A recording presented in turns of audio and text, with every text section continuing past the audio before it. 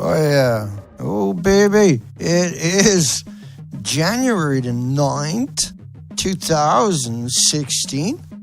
And I'm Dana, your host, nuclear proctologist.org. And we are live streaming YouTube, Beautiful Girl by Dana, 5 days a week, 10:30 a.m. Pacific Standard Time. And we are looking forward to dropping the hammer on the creeps and the freaks, mainly Rod Adams. Oops, I'll get it. Hang on, bear with me. Wait a second. Hold everything. Dana, you smurfed up. It's okay, man. It's all right. It's all right. And so we're going to cover today Rod Adams, and you can find more about Dana and Little D up at the nuclearproctologist.org, where we have flushed out the entire coastline of Canada on 5 expeditions. Now, in the last week, we've been out on the ocean several times again, and we'll get that later in the week. So let's kick off the show with a hello to everybody in the comments section that found their way back after a whole week off. I know how rough it is. Hello, everybody. Good morning, Elaine, which is Shanigan, your moderator today and every day. Nep Killer, that she's willing to participate. White Sparrow. Hi, Nathan, Kathy. Good morning, everybody. Hi, Kate. Thirst. Deb. Neil. Hi, Mr. Ackerman. Thomas. Hey, buddy. I still haven't resolved computer bringing conversation in. What else is new? Be strong. Hi, Joris. Nep Killer. Good morning, everybody. Let's kick it into second gear. Radical. Good morning. Radical Home Goddess got a book out there, folks. Please support her. Ellie. Good morning, everybody. Fix it. Go for you tonight and everybody else. I don't get to out there in TV land and internet land. Good morning, everybody. Here we go with a rock and roll. We are into a rather unique story. And that story includes a whole lot of... by the way, that's not roller skates. That's what you call air boards. It's like a skateboard with 2 350-watt motors.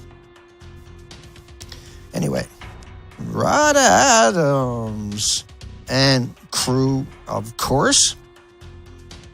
Rod's a unique individual. What he's holding there and that smug look on his face we'll get to. Over the next 5 days, we're going to cover people like Will Davis, Gwyneth Carvins, Margaret Harding, Steve Applin, Canadian, and Cal Abel.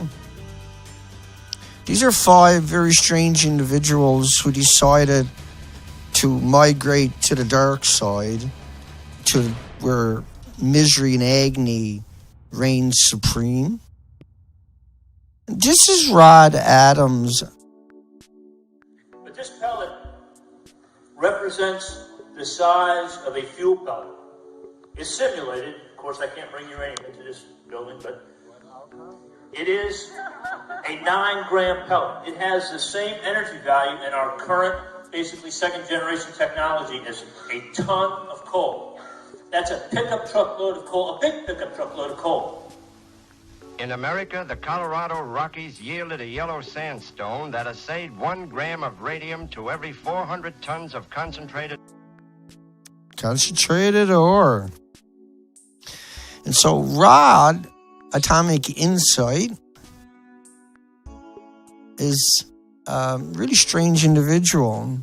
He's not interested in facts. He's not interested in children or animals or insects or the 8 million other species on the planet. Well, he's interested in killing them, obviously. But what set me off is his tweet to the right. This is why we're doing 5 days about this. I can't call him a person. You have to have human attributes to be called a person. And so when I accidentally call him a person, please forgive me. In the right-hand corner, top, Rod Adams retweeted. He didn't have the nerve to do it himself. Childhood leukemia probably caused by mystery virus, raising hopes for a vaccine. Childhood leukemia. So this is a heartbreaking that somebody who has children, even though they moved as far away as they could away from him, but who actually has children, he covets them, they don't covet him.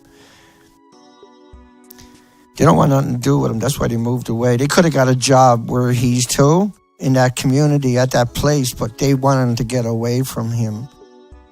It's something you'll understand over the next 5 days. Now, this show, number 199, he wastes no time in the article. According to their purposeful campaign, he's talking about anti-nuclear. Affected people must continue to stress out about hot particles and about food whose measured radioactivity is less than natural activity of a banana, a glass of beer, or a Brazil nut, and about the very soil on which the children should be playing. These are staggering implications. And so we're going to play an endless amount of clips over the next 5 days of him and part of his sick, demented crew of mass murderers. These are mass murderers. You'll understand that before the day is out, but over the next 5 days. And it's a slow process to break down the real live villains. You can't rush through it. You can't cut corners on the narrative. And it's just so heartbreaking that people like this actually exist on our planet. Rod Adams has no attributes on this planet that are worth talking about, only his evil side. Let's bring you to Fukushima, make you understand that first. You're looking at 400 kilometers of the coastline. The red numbers on the right-hand side are where people died, and the yellow are the people who are missing. And the depiction to your left is why they died and why they're missing for 400 kilometers. You can see the devastation was extraordinary. And so you can see the nuclear power plants were in that same area to the left of your screen. And just to articulate that a little bit better, let's cut some of that away. And it doesn't really matter, I guess, in this one. But, okay, so watch my finger. Dana, get over there. So these power plants here, which are these power plants right above me, right? See those power plants where my finger is to? And that's this coastline right here, right? Right where my finger and head is to. That's the same spot. You can see 1,000 people died here, or 1,500 there, 400 here, 600, 257, 182, etc., 700. So, and they died because of the enormous tsunami and the damage. So Rod likes talking about the reactors, but he doesn't show you and explain to you about the reactors. We have to do that.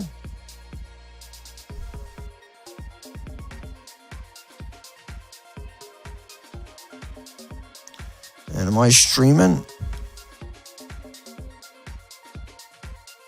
Yeah, I'm streaming.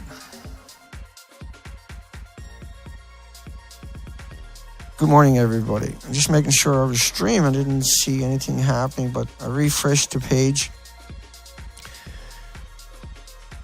Unit 2 allegedly was why they evacuated the facility. But if you look at Unit 3, it's mixed oxide fuel, MOX fuel. And the fuel pools, reactor cores are actually gone. That's reactor 3. You can see, totally gone. This is a comparison of reactor 2. The fuel pools are 100 feet up in the air. And to give you another comparison, the buildings were 190 foot high over there. And this is 190 foot high buildings in comparison to the reactors in Japan. So you can actually understand what's going on here. They got that site over there cleaned up, but it's supposed to be 190 foot high. The fuel pools are supposed to be up. I'll show you the depiction after. So 190 foot building over there. Do you get it yet? And so there's no fuel pools at the top of the buildings because they're missing. It blew up, caught fire. This is what the pools should look like at the top. But Rod thinks you're gullible because you listen to him. And so the fuel would have been, and then we'll move right away over to Rod Adams again, but just so you got some depictions to work with. The fuels are right there and right here. See the two fuel pools? The top of the reactor is that cap. That cap is yellow. Is that cap there? Now this building is centered. The reactor, the cap is supposed to be in the center at the top of the building. So it's not even bolted on. That's part of the reactor core, my finger pointing, and that's part of it there. They had an event, but what Rod Adams is doing is wildly dangerous. We're a long way from seeing the end of this. One of the things that's not discussed is the spent fuel pools that are still sitting and blowing up reactor buildings, and the tops of these pools are 100 feet above ground. So that's 100 feet above ground.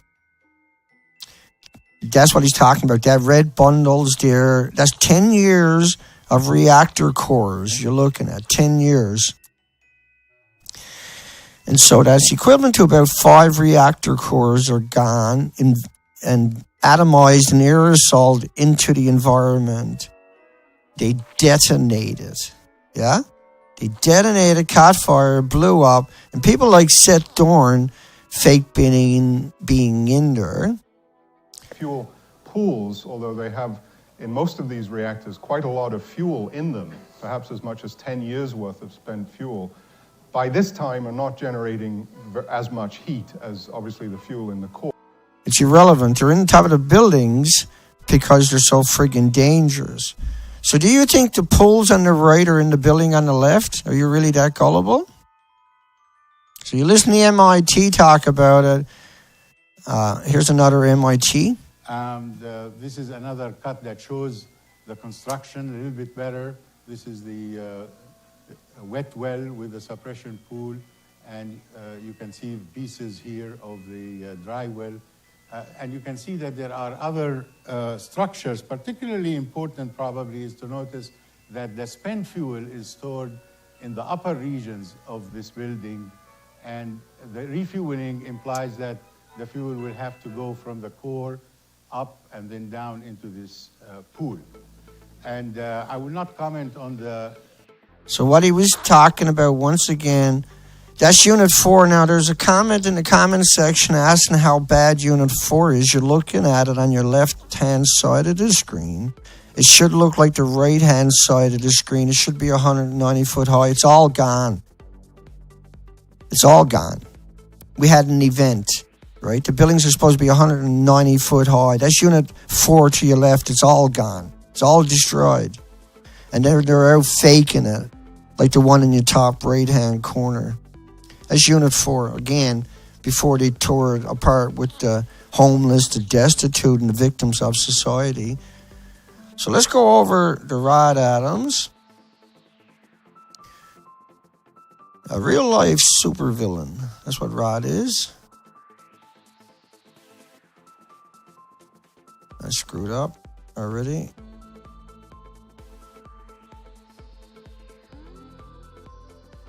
Okay.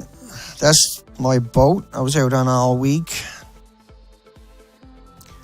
Having a hard time finding where I put Rod Adams and all those clips for some reason. They're not in the file they're supposed to be. Let me keep looking for a second. Yeah, I screwed up. It's here somewhere. Oh, goodness. I got it. So Rod Adams, because I got like 20,000 pieces of radiation documentation. Okay, here we go. Rod Adams and Company. So we're going to have to jump the music in order, because I didn't realize it, but I can't play music and him at the same time. This is Rod Adams, and it's time for Atomic Show number 199. It is March 10th, 2013, the eve of the second anniversary of the tsunami and earthquake off of the northeast coast of Japan that resulted in the loss of 3 large nuclear stations, complete meltdowns, and the current complete loss meltdowns of operation of all but just 2 of the 54 nuclear power plants that normally would have been operating in Japan. So complete meltdowns, but no releases according to him. Now, they originally started off talking about professional agitators saying that Fukushima is complete meltdowns, yet he just said it. And I have with me today an august cast of people who were involved in spreading information, trying to assuage some of the fear, uncertainty, and doubt that was being spread by the major news media and by some professional agitators. With me tonight, So now he's claiming at the beginning of his blog, links are below to that, he's going to introduce Will Davis. And Will Davis, we'll just let him do it. Have Will Davis, who blogs at Atomic Power Review and ANS Nuclear Cafe, and I think he's just started writing a regular column for Fuel Cycle Week. And then you got Gwyneth. We'll call her Gwyneth Cravens, the author of Power to Save the World, The Truth About Nuclear Energy. And Margaret Harding is a independent consultant, spent 30 years working for General Electric in their fuel design group, and is also a writer for Fuel Cycle Week, and I believe is now helping the NGNP project with their social media and technical information. Social media and technical information. Margaret? Hey, this is Margaret. Oh, yeah. Steve Applin. Steve who here. Blogs at the excellent Canada Energy Issues, has written a number of significant articles about all kinds of energy issues in Canada, and has been keeping track of the fact that so far we've gone through 730 days since the earthquake and tsunami and the melt of 3 reactors, and there so far has not been a single reported human injury from that event due to radiation. Welcome to you all. Due to radiation. And then he's got Cal. Let's hear it from Cal. There's Cal, too. And I just realized that when I did my introduction, I skipped over a short name because of my list. And he was sandwiched in between Gwyneth Cravens and Margaret Harding. But Cal Abel is with us. And Cal and I actually met during the response to the Fukushima incident, the tragedy there, anyway, Cal was a guy who, because he has some significant construction experience, looked at those elevated fuel pools and said, hey, the best way to pump water uphill is to use a concrete pumper truck. And he managed to get that word out, and within about 24 hours, there were concrete pumper trucks on their way to Fukushima. Hi, Cal. Hey, Rod. So he's allegedly the guy who's with the red shirt on who said bring in the red pumper trucks that were actually fake, right? And we can show you the pictures of why they're fake after, when we will. And so the whole crew, of course, acknowledges Rod as God. Nice to be here. Thanks, Rod. Thanks, Nice Rod. to be here, Rod. Nice to be here, Rod. Okay. So Rod wrote on March. Now he's holding a uranium. Now, if that was actually a piece of that came out of the chain reaction, he'd be dead. And so would everybody else in that house right away, within a few moments. You can't get that close to an active fuel rod pellet once it goes through a chain reaction. But this is the game that he plays, right? Over and over and over. Well, I believe that we were pretty close. Let's see. Here's my article, or a quote from my article published on March 12th. During the course of the event, there will almost certainly be a need for at least some of the plant operators to carefully release non-condensable gases from their containment buildings. Some of those gases will be chemically inert gases that contain radioactive isotopes. No one will receive a high enough dose of radiation to cause any negative health effects. Wow. That was what I wrote on March 12th, 2011. Yeah, so March the 12th, 2011, the very day after he was out lying, the very day of the accident, he was writing the lies, and the next night, that night, 12 o'clock, most likely, he published it. He makes some very strange statements, saying no one was injured, no one was harmed. Cesium-137 immediately. There was a piece that... Well, immediately damages your heart muscle. And it's not slow acting. Now, cesium-137 is just one of thousands of isotopes that are coming out of there. It's a tracer. They can find it. And cancer doesn't show up for quite a while. And to really appreciate what that means, you have to look at the studies from people like Dr. Raymond Gilmedi from Loveless Respiratory Research Institute. And Gilmedi shows in 144 studies of dogs, he had 94 studies, this is just one of them.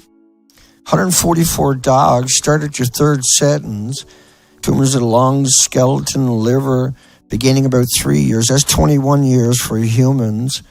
Bone tumors found in 93 dogs were the most common cause of death. Lung tumors in 46. Remember, this was 144 dogs they started out with. They all died.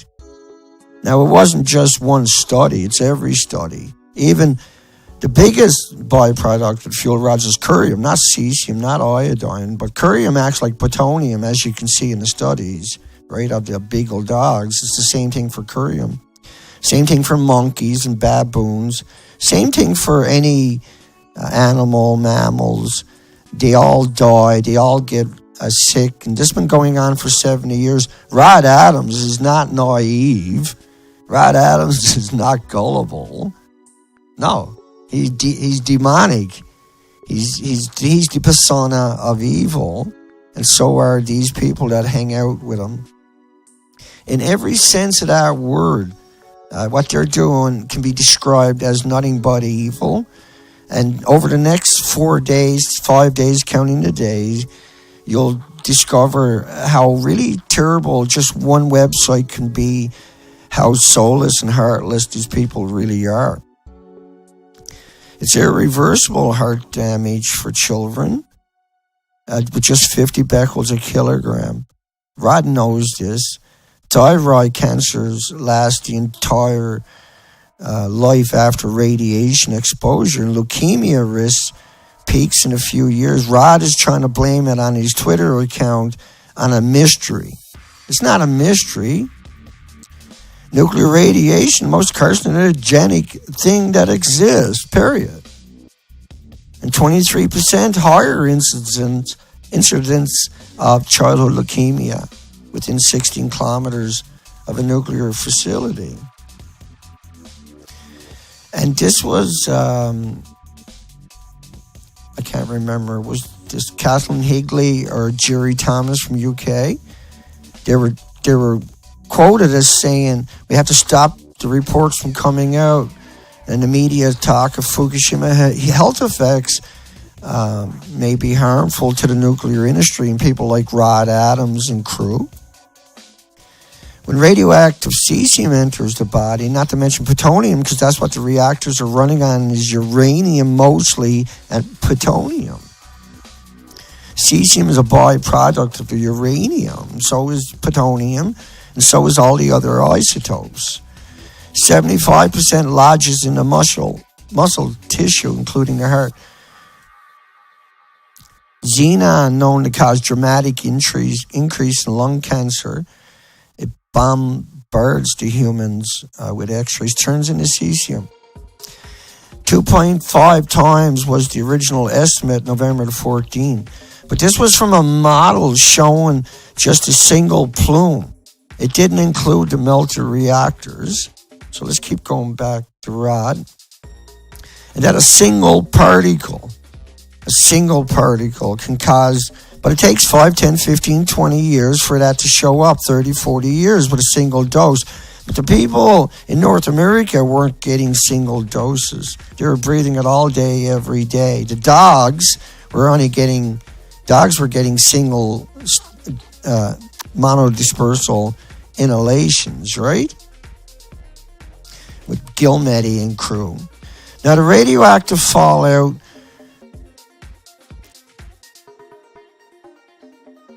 she wigged out on me.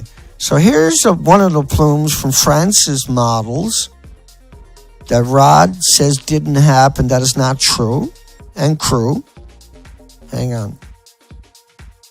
Florida had major fallout on vegetation, 1,000% higher. And remember the studies I showed you were a single monodispersal inhalation, right? And they were getting, people in North America were getting brutalized. Canada produced models, sharp features from Health Canada, right? And shown those models. Particles traveling across the Pacific. And let's keep going. Here's one more. Shows how radioactivity is spread around the world from the disabled Fukushima Daiichi plant. The simulation was created by a group of researchers at the University of Tokyo and Kyushu University and released on Wednesday. The simulation is based on the scenario in which contaminated air was vented from the disabled number 2 reactor building on March 14th, 3 days after the massive earthquake in vented. Computer images showed the radioactive material was lifted 5,000 meters into the air. It was then carried by westerly winds and spread over the Pacific Ocean. The images indicate that on the 4th day after being vented, the substances reached the west coast of the United States, and on the 7th day. On the 7th day. Now we know, right, from the fire balloons, they showed up throughout America, Canada, Mexico, right? Okay. But remember, the lawyers are out there telling you that's the model, not what you've seen here, right? They don't tell you about that. They say, oh, you're an idiot because you believe there's a model. When this is NOAA's actual model of the dispersal, right?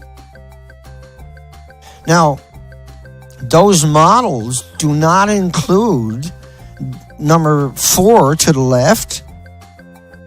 No, it doesn't include number 3. It doesn't include the releases from these reactors. It doesn't include the releases from the one on the right. They pretend it's the one on the left is the one on the right. But the fuel pools are way at the top of the building. And so there was endless modeling coming out showing the dispersals, but none of them were including the full inventories. And so when the model says it disperses, what they don't include was the fact that it never stopped coming out of there. It was multiple reactors. And so Rod Adams and crew will be banging into them all week. And we got an hour and 20 minutes of audio to get through this week of these. This was just the introduction show. It's the first show, 2017. I put out one on New Year's Day, but that was a special video. This is the first official show. Another show starts tomorrow, of course, and 5 days a week, 10:30 a.m. Pacific Standard Time, British Columbia time. And our job is to come out and bang in to the creeps. And so this week, we're going to bang in all 6 of these people every day. And let's make no mistake when I say that these people are out of control, that they need to be held accountable, that Atomic Insight has to go, that site has to be removed. He has to be prosecuted. He has to lose his job at that nuclear facility. He has to lose his retirement. He has to be sent to jail, and he has to pay amends for what he done and his crew. All of these people have to be held accountable. There's no middle ground on that. They got to be held accountable. We're going to start that process all week this week for 5 days. That's the show. Hugs for everybody. Neil, I'm your author. Stacy, Kathy, White, Sparrow, Censor, L.A., Elaine. We got so many today. So blessed, so privileged. Thomas. We got Home Goddess. We got I'm your author, Jace. Hey, everybody. I'm Thirst. And we got so many wonderful people to outweigh the evil people. We have so much good to push back. And so we are here pushing back. We are here because we have to be here, because we have to stand our ground. This is Earth's last stand, and we won't go down without a fight. The least we can do is call a lawyer. And it's so easy to call someone like Rod Adams and Cal Abel and people like Steve Eplin and Margaret Harding and Greth Cravens and Will Davis and Rod Adams and Atomic Insight and this bunch of strange, demented, twisted, soulless, spineless, heartless subhumans that hate every creature on this planet with a passion and make their living with deception and murder. Awful cancers is their legacy. Mass murder is their history, and that's their occupation. And they don't work alone, and they work for the industry independently. They're independently evil. Heartbreaking. Hugs for everybody. We'll see everybody tomorrow, 10:30 a.m. Pacific Standard.